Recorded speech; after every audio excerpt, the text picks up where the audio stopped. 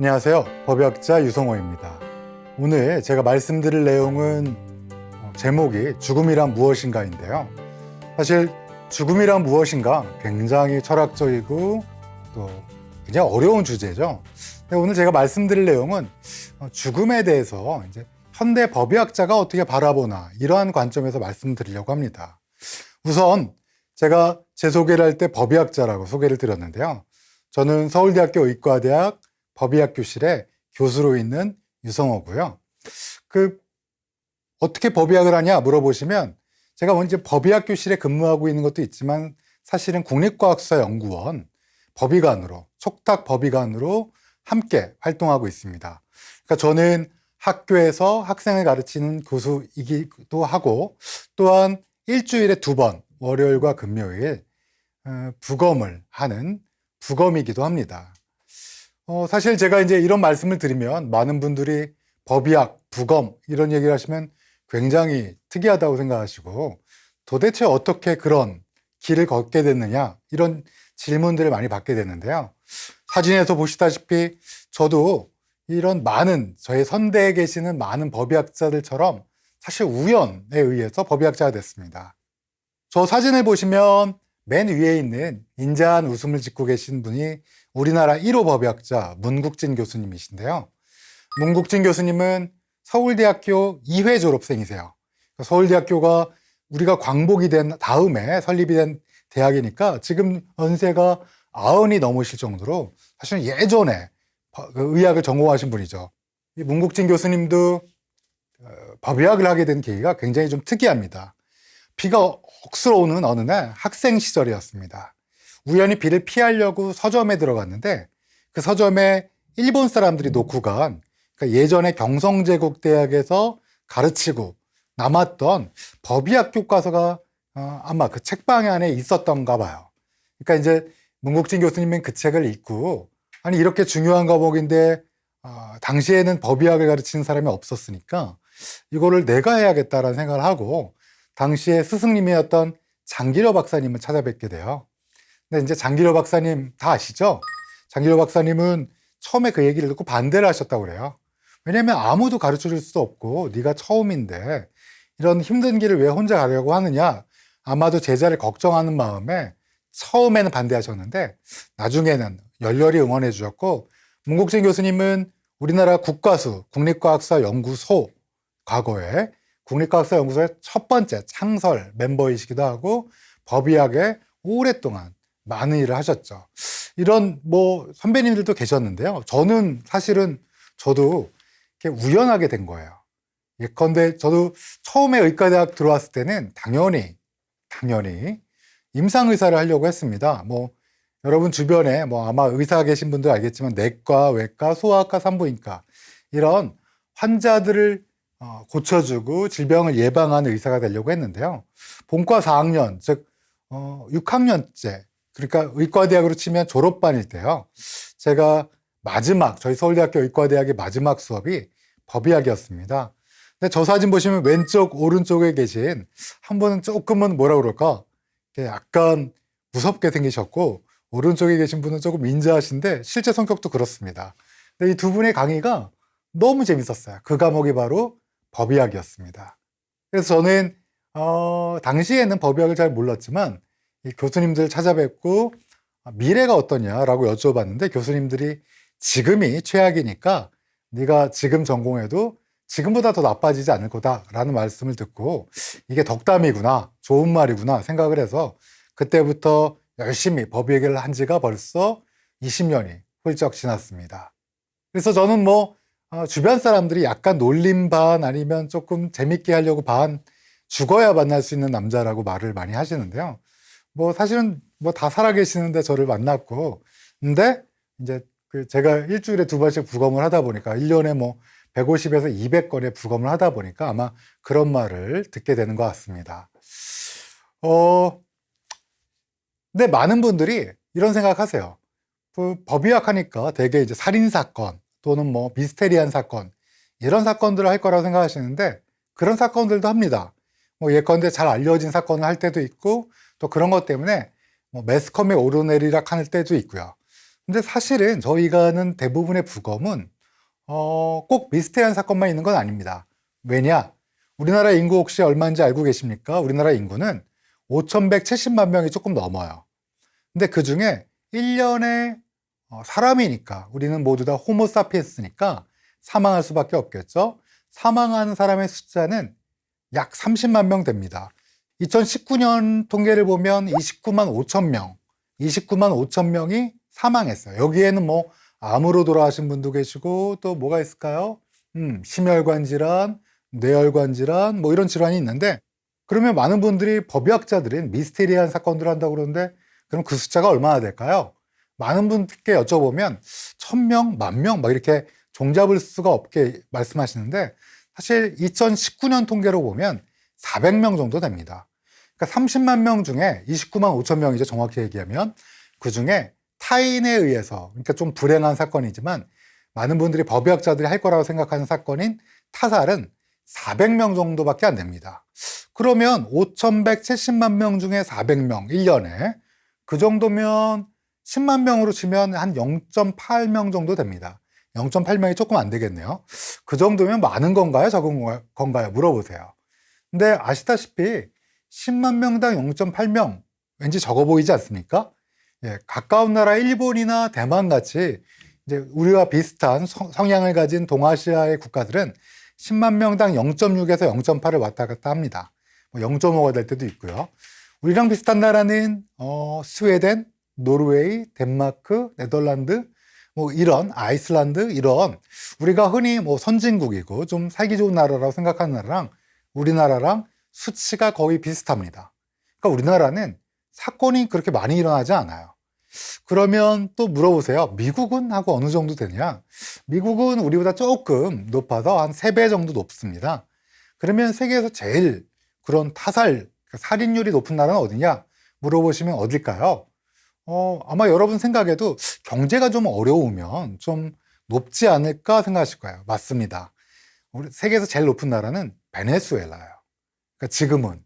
그러니까 이제 그 나라가 다시 경제가 안정되고 그렇다면 낮아지겠지만 지금 2020년 현재로서는 베네수엘라가 타살률이 10만 명당 거의 100명이 될 정도로, 그러니까 우리나라의 100배가 되죠. 그러니까 지금 높습니다. 그래서 경제적 안정이 사실은 사회적 안정과도 굉장히 밀접한 관계가 있다는 걸 알 수 있죠. 근데 여기까지 딱 말씀드리면 많은 분들이 아니 1년에 400명, 400여 명이면 그럼 법의학자들이 그러면 뭐 많이 필요 없겠네. 400건만 부검하면 되니까. 이렇게 말씀하실 텐데 사실은 저희가 하는 부검은 급작스러운 죽음. 그러니까 뭐 타살일 경우는 당연히 하고요. 또 자살인데 이게 진짜 자살인지 아닌지 이런 죽음도 있고요. 아니면 원인을 알 수 없는 죽음. 이런 걸 우리가 흔히 변사라고 법률에선 부르는데요. 이런 변사라든지 아니면 의료사고 뭐 이런 것들을 하다 보니까 1년에 8,000건에서 거의 9,000건까지 법의학자들이 우리나라에서는 부검을 담당하고 있습니다. 그래서 이제 저희가 부검을 많이 하고 죽은 분들을 많이 보다 보니까 저 같은 경우도 1년에 150건에서 200건의 부검을 하게 되고, 그렇게 되면 저희는 시신을 보는 것도 있지만 사실은 면담을 하고 유가족과 면담을 하고 또 형사님들과 면담을 하고 또 많은 서류를 보면서 한 개인의 죽음에 대해서 굉장히 여러 가지 것들을 살피게 됩니다. 그러다 보면 종종 물어보세요. 죽음이란 무엇인가? 당신에게는? 이렇게 물어보세요. 근데 그럴 때마다 사실은 죽음에 대해서 우리 인류가 오랫동안 고민해 왔는데 이건 아무도 아주 만족할 만한, 누구나 만족할 만한 대답을 내놓지 못했는데 제가 감히 그런 대답을 내놓을 수 있을까? 이런 생각이 들긴 해요. 그래서 더더군다나 저는 과학자라서 과학자 입장에서는 어떤 가설을 세우고 그 가설을 입증하고 증명하는 게 중요한데, 사실 죽음은 우리가 어떤 가설을 세운다고 해서 증명할 수 없잖아요. 그래서 저희한테 물어보시면 죽음이란 무엇입니까? 하고 물어보시면 사실은 우리의 내적 요인이나 외부 요인이 생체에 작용하면서 우리가 반응을 합니다. 이런 걸 우리가 살아있다라고 느끼는 거죠. 쉽게 말씀드리면 배고프다, 내적 요인이죠. 또 외적으로 누군가 나에게 뭐 소리를 지른다 그러면 깜짝 놀라겠죠. 이런 내적, 외적인 어떤 자극에 의해서 우리가 반응을 하게 되고, 이런 반응이 일어난다고 하더라도 우리가 항상 우리 자체의 생명 기능을 유지하는 걸 항상성이라고 그러는데요. 이런 것들 그대로 반응하고 항상성을 유지하고 대사를 하고 이런 것들을 우리가 생명 기능이라고 그래요. 근데 생명 기능에는 물론 생식도 있고 굉장히 여러 가지가 포함되어 있긴 하는데 그런 생명 기능이 영원히 돌이킬 수 없이 멈추는 게 죽음이다. 이렇게 저희는 대답합니다. 이렇게 말씀드리면 뭐야 이게 이렇게 많이 생각하실 거예요. 아마 거창한 거를 기대하실 텐데 아마 뭐 인류 역사에서는 죽음에 대해서 어떻게 생각했느냐 하면 사실은 여러 가지 관점이 있는데 종교적 관점으로 보면 아마 기독교나 이슬람교 같은 경우는 이집트의 태양신 라를 믿는 그런 종교를 조금 영향을 받다 보니까 죽음 이후에 다른 세상이 있고 거기에는 천국과 지옥이라는 이분법적인 그런 어떤 이상향과 조금 우리가 피해야 되는 그런 것들을 제시하고 있고요. 또 동양에서 많이 예전에 이제 지금도 많은 분들이 믿고 계시지만 불교라든지 아니면 힌두교 같은 경우는 사실 불교는 겨자씨설화라고 그래서 석가모니께서는 그냥 우리는 죽음 뒤에 소멸하고 죽음을 생각하지 말고 끊임없이 정진하라고 말씀하셨는데 경쟁 종교가 당시 힌두교라서 환생이나 윤회를 이게 자연스럽게 종교 안에 녹아다 보니까 우리는 지금 만약에 기독교를 믿는 분도 계시고 불교를 믿는 분도 계시지만 우리가 영화나 문화를 접할 때는 뭐 지옥과 천국도 당연하고 환생과 윤회도 자연스럽게 우리 문화 코드 안에 녹아져 있는 게 사실이에요. 그래서 죽음에 대해서는 굉장히 다양한 시각이 있고 다양한 입장이 있지만 그럼에도 불구하고 명확한 게 없어요. 그래서 많은 분들이 저한테 물어보는 건 혹시 과학에서 어떻게 생각하느냐? 20세기 이후 최대의 종교는 과학이라서 과학에 대해서는 과학에서는 어떻게 생각하냐 물어보시지만 방금 말씀드린 그 정도 영원한 생명의 멈춤, 생명 기능의 멈춤 이 정도로밖에 설명드릴 수 없어서 조금은 아쉽긴 합니다. 그럼에도 불구하고 사실은 일반인들에게 삶과 죽음은 마치 해가 뜨고 해가 지는 시각처럼 똑같습니다. 제가 지금 오늘 포탈 사이트에서 일출 시간과 일몰 시간을 찾아봤는데 저렇게 나와 있어요. 정확하게 서울에서는 아마 저게 맞을 겁니다. 근데 이렇듯이 일출과 일몰이 우리가 정확히 알 수 있듯이 예전에는 삶의 시작과 삶의 죽음을 우리가 그냥 자연스럽게 받아들였어요. 예전에 생명과학 시간 또는 생물 시간에 기억을 한번 더듬어 보세요. 여성이 월경이 끝났어요. 월경이 끝나갖고 2주 뒤면 배란이 됩니다. 근데 이제 배란이 되게 되면 어떻게 돼요? 난소에서 난자가 나오게 되죠. 근데 그때 마침 사랑을 나누게 되면 정자가 여성의 자궁 안에 들어오게 되고 그 자궁에서 난관으로 갑니다. 근데 난관에서 마침 난소에서 배란이 된 난자를 만나게 되면 난자와 정자가 만나면 수정란이 됩니다. 이 수정란은 여성의 난관, 즉 난자와 자궁을 연결하는 난관이 있습니다. 관, 파이프 할 때 그 관자입니다. 근데 이 난관이 불과 한 4, 5cm밖에 안 돼요. 근데 이거를 수정란이 일주일 동안 이 4, 5cm를 천천히 이동합니다. 그러다 자궁에 찰싹 달라붙는 걸 뭐라고 그러죠? 그런 걸 바로 착상 또는 수태라고 그래요. 그래서 이제 이렇게 착상이 되면 그게 점점 커지면서 이런 거를 배아라고 부릅니다. 아마 들어보셨죠? 근데 배아가 되다가 한 8주가 되면 팔다리가 나오기 시작합니다. 팔다리가 나올 때부터 태아라고 불러요. 그래서 아마 초음파 사진 찍으면 이제 팔다리가 나온 아이가 있으면 엄마 닮았나 아빠 닮았나 고민하게 되잖아요. 사실은 아무도 안 닮았죠. 그냥 잘 모르겠지만 이게 엄마 닮았나 아빠 닮았나 고민하게 될 때가 태아라고 그러는데요. 예전에는 이 배아라는 거 그리고 태아라는 거 그리고 사람이라는 게 그냥 개념이었어요. 왜냐하면 엄마 뱃속에 있고 아이가 나오면 사람이겠구나. 이 안에 있으면 태아겠구나 그랬는데 과학이 발달하다 보니까 배아는 언젠가 들어보셨죠? 예전에 배아 줄기세포 뭐 이런 얘기를 했을 때 많은 분들이 들어보신 것처럼 배아라는 단어도 생명의 시작에 있어서 이제는 과학의 영역에 포함되면서 줄기세포 또 배아를 이용한 뭔가 복제 뭐 이런 개념들이 들어오면서 생명의 시작도 어렵게 됐어요. 2020년 노벨 화학상을 받은 제목이 뭔지 아시겠죠? 다들 다 유전자 가위입니다. 이 유전자 가위로 유전자를 싹둑 잘라서 삽입을 하고 또는 빼는 게 가능해졌어요. 그러면 배아라는 것도 있고 배아 전에 아예 수정되기 전부터 뭔가 유전자를 집어넣고 빼는 게 가능하다면 생명의 시작도 뭔가 달라질 수 있지 않느냐. 그래서 미래에는 만약에 제 유전자 안에 조인성 씨의 유전자가 있다. 뭐 그럴 리는 없을 거라고 생각합니다만 조인성 씨 유전자가 있어서 내 아들이 조인성, 죄송합니다. 조인성 씨한테. 근데 조인성과 같은 멋진 남자가 되겠다.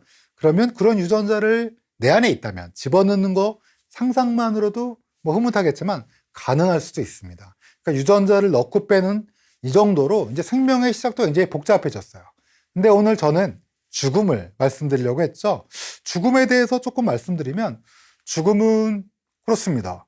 이전까지는 간단했어요. 옛날에는 20세기 초까지만 하더라도 심장과 폐 그리고 신경반사가 멈추는 거. 근데 신경반사 중에 가장 대표적인 게 빛반사입니다. 눈에 빛을 쬐어봤을 때 더 이상 반응하지 않는, 그러니까 숨을 안 쉬고 심장이 안 뛰고 눈에 빛이 쬐었을 때 반사가 없을 때 이거를 오랫동안 사망이라고 생각했어요. 아마 이거는 구석기 시대에 우리의 조상님들도 아마 사랑하는 사람이 갑자기 옆에서 가만히 움직이지 않았을 때 귀를 가슴에 댄다든지 아니면 코에 손을 대봐서 숨을 쉬는지 그리고 뭔가 눈을 떠보고 그 안을 자세히 들여다보고 이런 건 다 했을 겁니다. 그래서 이런 거를 우리가 심폐기능 정지설이라고 불러요. 근데 말이에요. 20세기 초가 되니까 사실은 우리의 영혼이 우리가 살아있다라고 느끼는 게 심장이 아닌 게 아닌가? 이런 논쟁이 붙었어요. 20세기 초에. 그러니까 1900년대 초죠. 근데 마침내 20세기 초에 결론이 났어요. 심장이 아니라 사실은 뇌에 우리의 뭐라 그럴까? 정체성, 우리의 내가 누군가. 아마 철학하시는 분들이나 이런 분들은 이게 머리에 있다는 걸 동의하시지 않겠지만 뇌에 분명히 작용이 우리가 생각하고 또 우리의 정체성을 하는 신호를 보내는 거에 분명한 역할을 한다는 건 아마 다들 인정하실 거예요. 그래서 옛날에는 이 안에 너 있다 이런 말 하셨죠. 아니 뭐 사랑하는 마음이 여기 있다라고 그랬는데 사실은 여기가 아니라 여기죠. 사랑하는 마음 여기 있다 그러면 약간 이상하니까 여전히 이렇게 가슴에 대고 말씀을 하시지만 사실 머리에 있어요. 근데 죽음은 뭘로 결정했어요? 네, 심장과 폐가 멈추는 걸 결정했는데 그러다 보니까 20세기 초에 뇌사라는 것들이 들어왔고 이 뇌사는 사실 처음에는 받아들여지기 어려웠는데 이제 과학기술이 발달하다 보니까 현재는 심폐기능과 뇌사가 자연스럽게 받아들여지는 그런 시대가 되었습니다. 근데 그럼에도 불구하고 많은 분들이 뇌세포가 우리 몸의 세포는 남성 기준으로 이제 모델링을 해봤을 때 70kg 남성 기준으로 한 30조 개가 됩니다. 우리 몸의 세포는 모두. 장내 세균을 빼고 말씀드리는 거예요. 장내 세균은 우리 세포가 아니니까. 근데 이제 30조 개가 되는데 뇌세포가 그러면 얼마나 됩니까? 근데 뇌세포가 상당히 많아요. 한 30분의 1에서 60분의 1 정도 돼요. 근데 이제 생각해보면 우리가 오랫동안 심장과 폐가 멈추면 사망한다고 결정했었는데 뇌사는 아주 좀 특이한 케이스고요.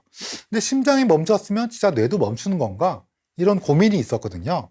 근데 작년에 2019년 초에 네이처라는 아주 영국의 유명한 학술지에 미국의 예일 대학교의 의료진이 논문 한 편 발표했습니다. 그 논문은 영어로 말씀드리면 복잡하니까 영어로 쓰여져 있기 때문에 딱 돼지 사진을 딱 하나 보여드리면 될 것 같아요. 저 사진을 보면 뭐 딱 돼지죠. 즉 돼지를 어떻게 했냐? 돼지는 뭐 우리가 좀 미안하지만 고기를 먹기 위해서 도살을 하잖아요. 이 도살된 돼지의 뇌를 그대로 수십 마리의 뇌를 그대로 꺼내서 그 뇌를 미리 만들어 놓은 브레인 X라는 상자 안에 넣어놨습니다. 그 상자는 그냥 아무 기능도 안 하는 상자가 아니라 그 상자 안에는 뭐라 그럴까요? 혈관을 이어서 거기에 혈색소, 헤모글로빈이라고 부르는 혈색소 기반으로 산소와 영양분을 공급했어요. 그러니까 돼지가 딱 사망한 다음에 3시간이 지난 다음이었어요. 그런데 놀랍게 죽은 지 3시간 됐으니까 뇌가 기능을 할까 그러는데 놀랍게 뇌의 한 70에서 80%의 세포의 기능이 살아나는 거예요. 우리는 원래 뇌세포가 멈추면 더 이상 회복이 안 되고 그냥 심장이 멈추면 우리가 죽는 거라고 생각했는데 그런데 어때요? 이 실험에서는 돼지의 뇌가 70, 80% 다시 회복이 되는 거예요. 다만 뇌에도 전기적 신호가 있습니다. 이 전기적 신호는 돌아오진 못했어요. 그렇지만 이런 발칙한 상상을 한 두 개 정도 해볼 수 있겠죠. 첫 번째, 아니 이 돼지를 좀 빨리 꺼냈으면 뇌를 예를 들어 3시간이나 4시간에 걸린 게 아니라 한 1시간, 한 시간이 아니라 저는 뭐 한 15분 만에 꺼낼 수 있는데요. 한 10분이나 15분 내에 꺼내서 돼지의 뇌를 그 장치에 넣어놓으면 그러면 어떻게 될까? 두 번째, 사람, 조금 발칙한 상상이지만 사람하고 이제 점점점 이렇게 얘기를 하게 되죠. 그래서 이 실험은 사실은 미래에는 또 다른, 뭐, 다른 형태로 발전하겠지만 사실은 죽음이 뭔지에 대해서 이렇게 논쟁을 벌이는 논문이 나올 정도로 과연 이 돼지의 뇌 실험이 이 죽음의 어떤 정의를 바꾸는 게 아닌가 이런 굉장히 핫한 연구였습니다.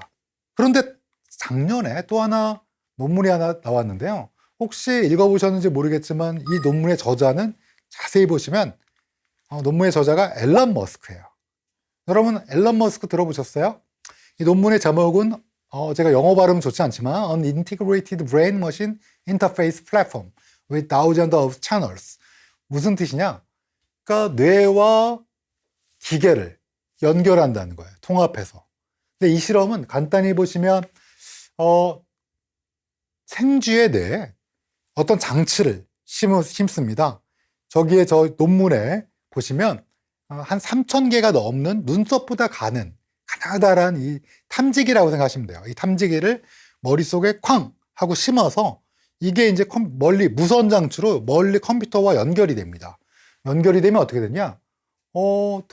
이 생쥐에 뭐 먹이를 먹을 때 또 뭐 찍찍하고 반가운 사람을 만났을 때 자기들끼리 얘기할 때 이런 뇌 신호가 그대로 되면서 여러분 다 아시는 빅데이터를 통해서 의미를 분석하게 됩니다.